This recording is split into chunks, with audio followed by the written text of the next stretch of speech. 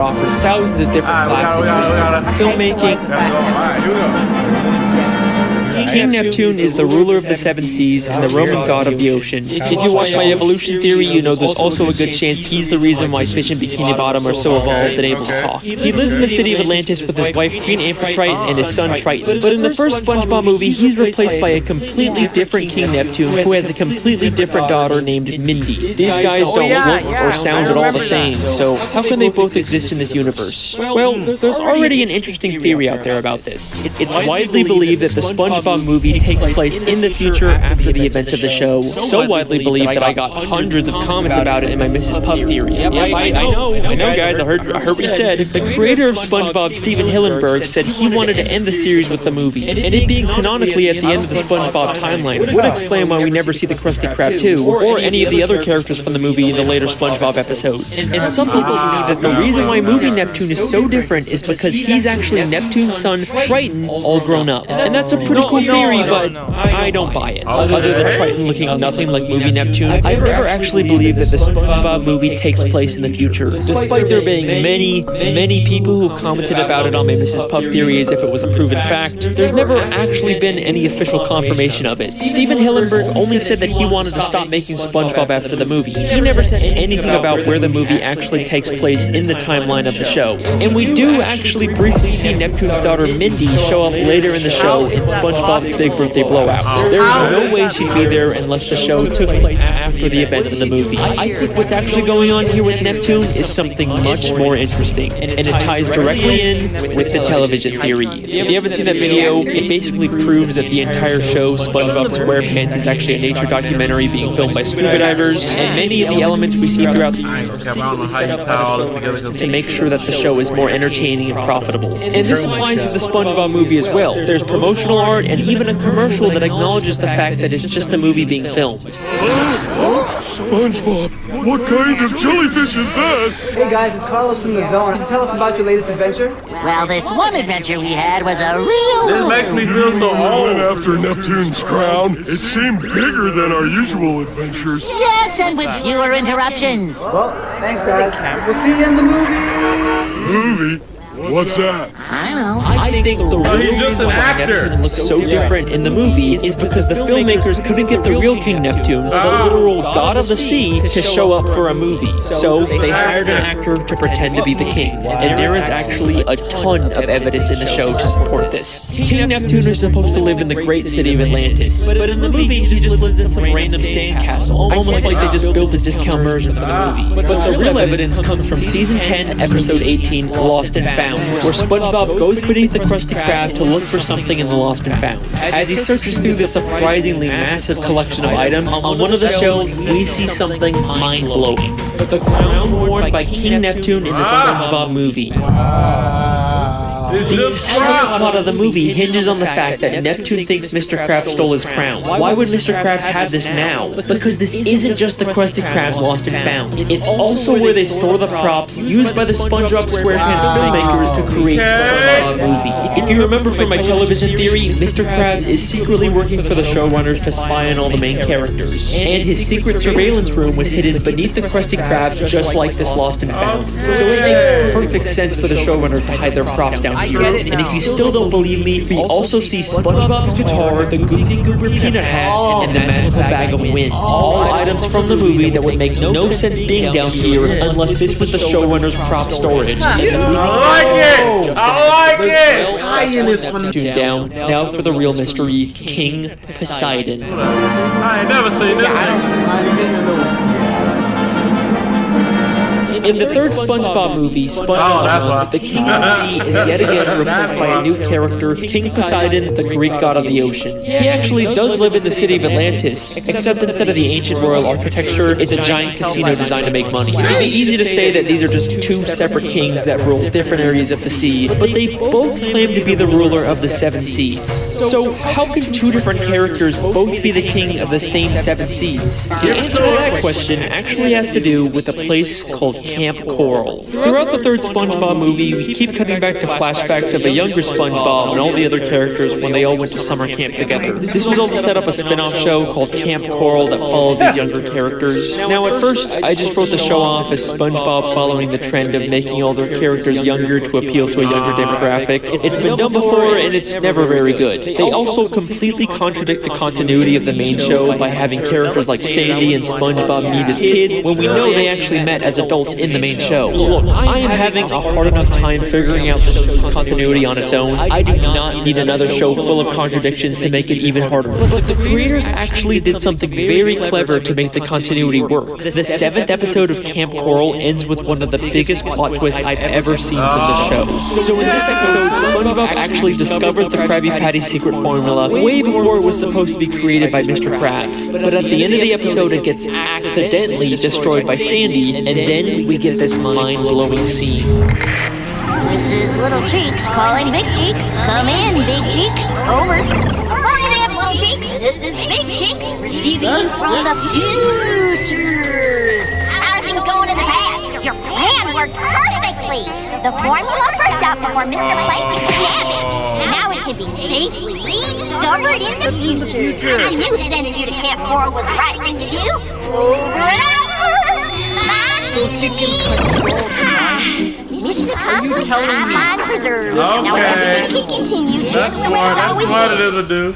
Sandy used time travel to send her past self to Camp Coral so that she could make sure the Krabby Patty formula didn't get discovered before it was supposed to. They actually figured out a way to make this messed up continuity make sense. Don't you dare tell me the show doesn't care about its continuity. Can I also just say that this scene lines up perfectly with my television theory? A major part of that theory is that Sandy is actually a spy working for the showrunners and is secretly making sure everything stays on track. And then what do we see a month after I post my theory? Sandy secretly manipulating everyone to keep the show on track. Just gonna give myself a little. Hey, you heard it! What does any of this have to do with King Poseidon? Well, this proves that Camp Coral and the movie that sets it up are in an alternate timeline. The events that have taken place in the show are not the same events in this movie. The continuity errors like Sandy and SpongeBob meeting, or Poseidon being the king of the sea instead of Neptune, can be explained by this shift in the timeline. So there you go. King Poseidon and King Neptune are from completely separate timelines. That's why we never see any reference to King Poseidon in the show. And that is the Neptune theory. I mean, that wasn't so hard. I guess I'm done here.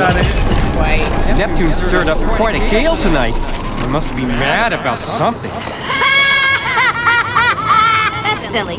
Everyone knows Poseidon is ruler of the undersea. Everyone knows Poseidon is the undersea. Why can't anything ever be easy?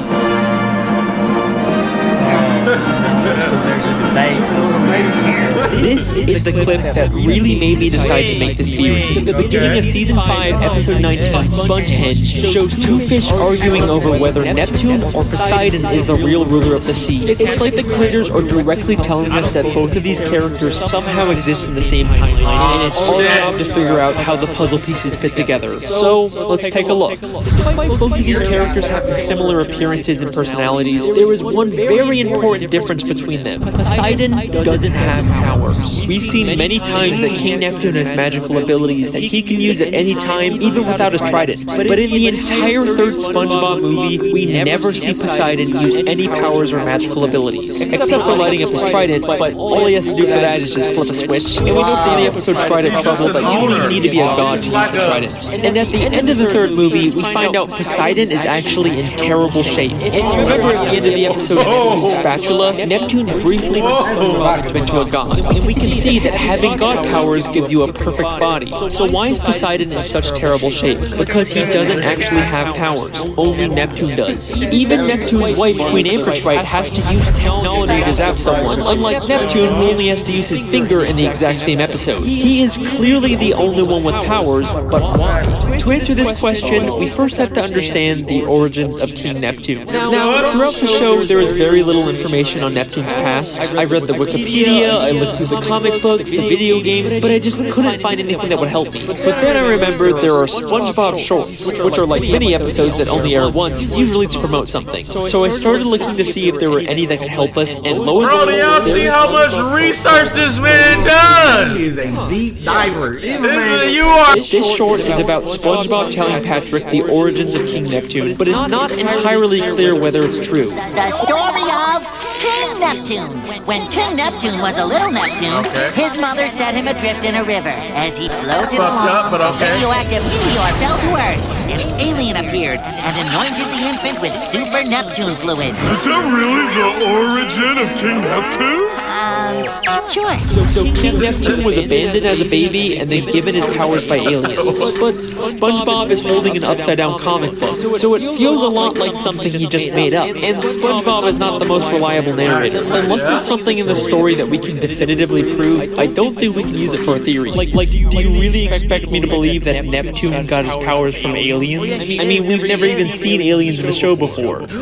Except we have. And they just so happen to also live in a city called Atlantis. Season 5, Episode 12, Atlantis Square Atlantis, we see another completely different Atlantis, the lost city of Atlantis. A city that's home to a race of aliens. The Atlantean aliens traveled billions of light years to come to this planet and build their city. For reasons unknown, this great city disappeared one day, but no ruins were ever found. All the inventions you take for granted were given to us by the Atlanteans. They were a peaceful race of aliens who shared their technology, but then mysteriously disappeared for some reason. And take a guess what we find when we look inside of that city. A massive sculpture of King Neptune. That story about aliens giving Neptune his powers doesn't sound so far-fetched now, does it? And that's not all we find.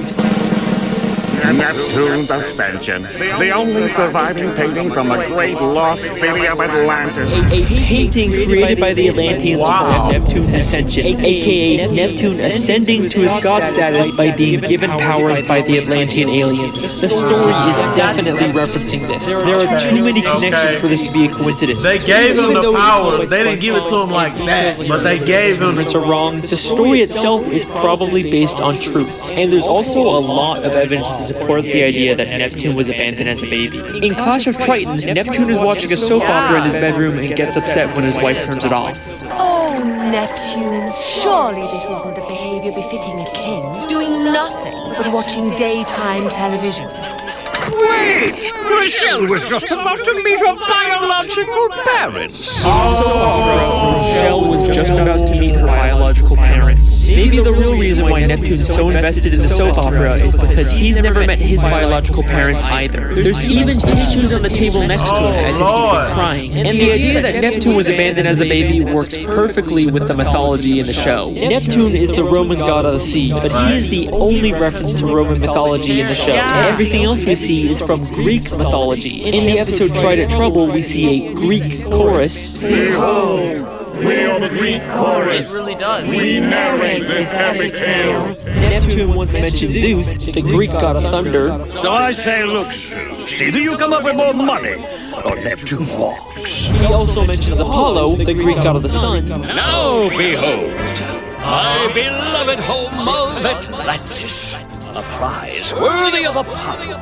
Even in the city of Atlantis where Neptune lives, there's a building named the Poseidon, clearly named after Poseidon. So Neptune is clearly the outsider here, which is why he was abandoned as a baby. But if the sea is actually ruled by Greek mythology, then Poseidon should be the true heir to the throne. Why is Neptune the king in the show? Because after Neptune was given his god powers by aliens, he returned to Atlantis and stole the throne from Poseidon. This would explain why there's so much confusion over who the real king is. Neptune stirred up quite a gale tonight. Everyone knows Poseidon is ruler of the undersea. Legally, Poseidon should be the king, but Neptune took it by force. And that's not all he took from Poseidon. Neptune's wife, Queen Amphitrite, is the goddess of the sea. The Greek goddess of the sea, aka the wife of Poseidon. Damn, Neptune stole his wife and his queen.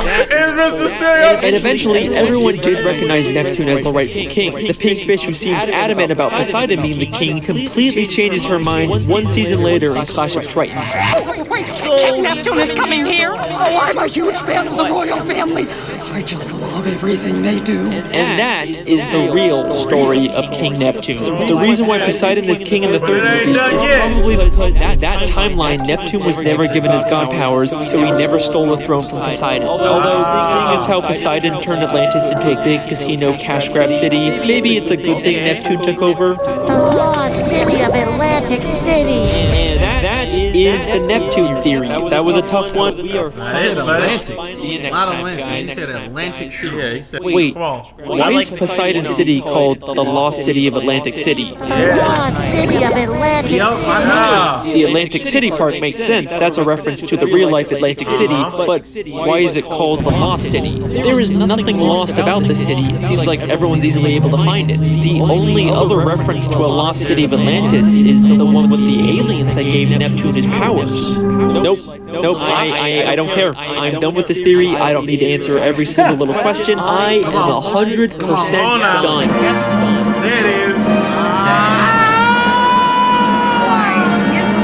Fine, okay? One more quick part just to tie up all the loose ends, and then I am done. Alright, here we go. So we know before the Atlantean aliens mysteriously disappeared, they shared their technology with the creatures of the sea. I think the self-proclaimed gods of the sea got their technology, like tridents and their other weapons, from the Atlantean aliens. In fact, the Atlantean guards even used golden tridents as their weapons. That's why the gods named their city Atlantis, to pay tribute to the Atlanteans that gave them their technology. But all of that changed when Poseidon became king of the sea. He betrayed the Atlanteans and used their own weapons against them to conquer their home and turn it into a casino city. That's why Poseidon City is called the Lost City, even though it's not lost. It's referencing the Atlantean city that was conquered by Poseidon. And the reason why the Atlanteans gave god powers to some random abandoned baby in the main timeline was so that Neptune could take control of Poseidon and prevent him from conquering the alien city. And the reason why the Atlantean city mysteriously disappeared was because they hid it so no one could ever try and conquer them again. And that is the Neptune theory. I am done.